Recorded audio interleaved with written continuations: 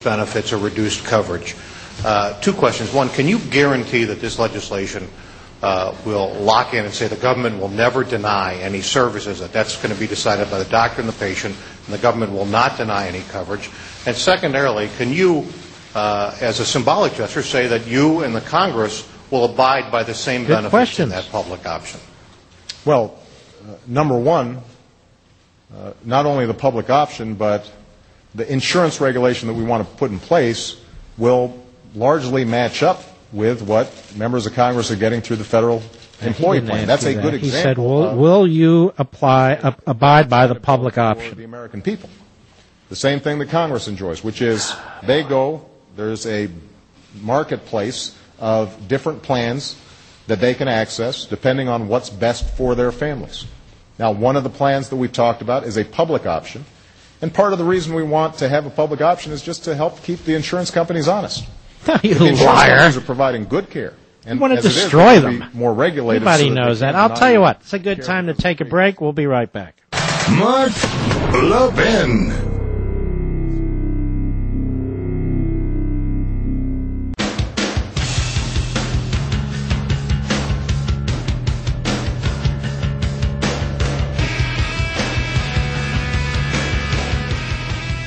Okay, more Obama. I'm not expecting Here we an go. endorsement. Enjoy. The Cleveland Clinic is simply a role model for some of the kind of changes that we want to see. I think it's important to note that the Mayo Clinic was initially critical and concerned about whether there were enough changes in the delivery system and cost-saving measures in the original House bill. After they found out that we had put forward very specific mechanisms for this MedPAC idea, this idea of experts getting the politics out of healthcare and making decisions based on the best evidence out there. They wrote in their blog the very next day that we actually think this would make a difference. Okay?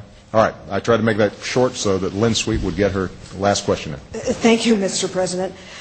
Recently, Professor Henry Louis Gates Jr. was arrested at his home in Cambridge. What does that incident say to you, and what does it say about race relations in America? Well, we suck. We're racists. We're haters. More hate crimes. Let's see. Lynn Sweet, you're a dumbass. We'll be right back.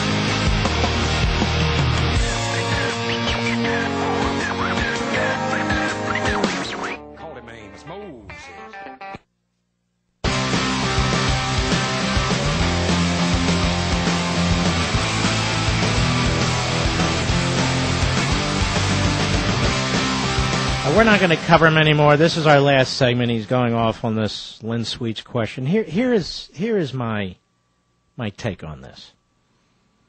What strikes me is how Obama creates his own reality. He throws around figures that are absolutely nonsensical. They're completely made up. He didn't say one thing about the greatest healthcare system in the world. Nothing.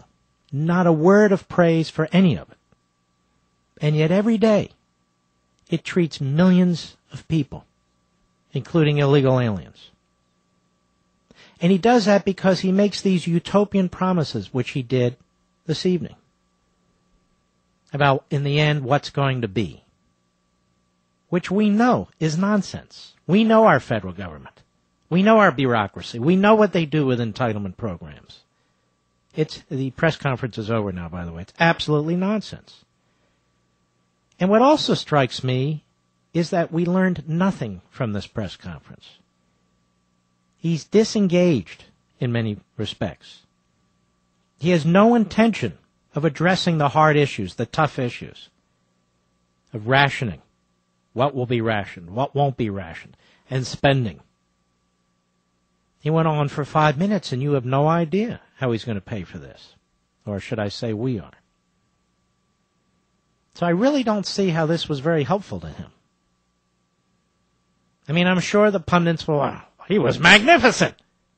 He's so smart, sharp as hell. Made an overwhelming case. Made no case. I don't think this will persuade anybody of anything. And I'm at a loss to know why we had a prime time press conference given there was absolutely no news. And I don't think he took more than 6 questions, maybe 7, which is his practice, which is his tactic. So, just a reminder, I will be